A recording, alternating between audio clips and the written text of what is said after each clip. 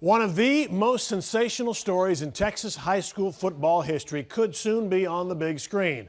A movie that chronicles the 1988 Dallas Carter team that rolled to a state championship only to be stripped of their title and was rocked by an armed robbery scandal that sent half a dozen players to prison. Fox 4's Richard Ray has the story of a film called Carter High. Hi, Steve. You know, that 1999 Carter team was an absolute wonder to watch. It featured Jesse Armstead. He went on to have a really great career with the New York Giants, a five-time All-Pro linebacker there. 7 on the team would eventually play professional football, but half a dozen others, including a couple who probably could have, went to prison instead. I want y'all to know there's this little thing called destiny. It's something you got to go out and get. The movie trailer touts a sensational true story of what may have been the best high school football team in Texas history. Dallas Carter, 1988. And the drama that surrounded them, constant legal battles that kept them in the playoffs over whether they had used ineligible players. In the championship game, Carter destroyed Converse Judson, only to be stripped of the title later when the courts finally ruled against them. It was probably one of the best high school football teams ever assembled. Arthur Muhammad was a receiver on the Carter championship team. He later won a scholarship to play football at SMU and became a filmmaker. He directed Carter High and wrote the story, an idea he dates back to 1988 when he lived it.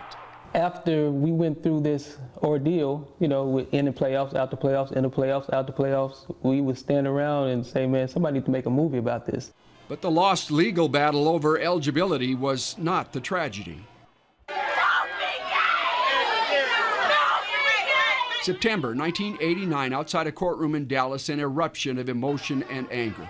Inside, a judge sentenced 12 Carter High School students on armed robbery charges. 11 of them got prison terms. 6 were football players, including Derek Evans, an All-American, and Gary Edwards, another highly recruited player. The judge would note that in the 6 months after Carter won a state championship, they'd committed more armed robberies than Bonnie and Clyde, 21 in all. The 12 virtually all came from stable, 2-parent, middle-class homes. The crime spree, almost incomprehensible. And they really felt they were invincible, but they were so competitive, it led them to do some other stuff that they shouldn't have been doing. Former Cowboys great Greg Ellis is executive producer on Carter High. Nothing worth having is going to be easy. Ellis thinks the film, with prominent actors like Charles Dutton and Vivica Fox, can be inspirational and transforming.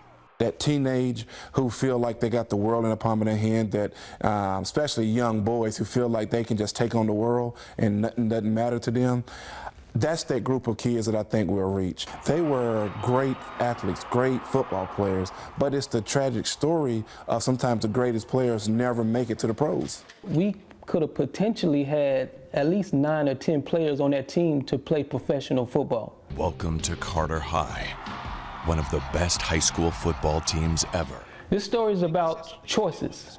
Destiny is not a matter of chance, but a matter of choice.